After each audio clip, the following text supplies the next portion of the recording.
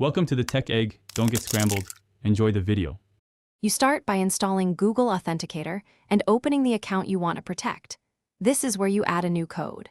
Tap the plus icon to add an account and choose Scan a QR code or enter a setup key manually.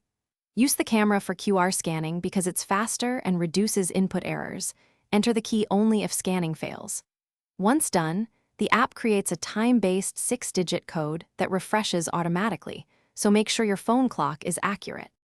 You now add the account itself. Point the app camera at the service's displayed QR code, and the account appears instantly. Scanning handles encryption details for you. If the QR fails, choose manual entry and type the setup key precisely, including uppercase letters and any numbers. Once the account is added, rename it if needed so you can tell multiple accounts apart.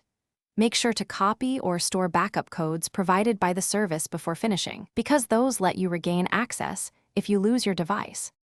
Complete setup by entering the current 6-digit code from Google Authenticator into the website or app requesting verification. This proves the link works. Once verified, save the service's backup codes somewhere safe and consider adding a secondary device for redundancy. If you later find codes are rejected, make sure your phone clock is set to automatic network time and resync it. Incorrect device time is the most common problem.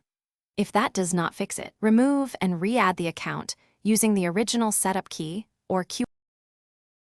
Thanks for watching. Consider subscribing if I helped unscramble your problems.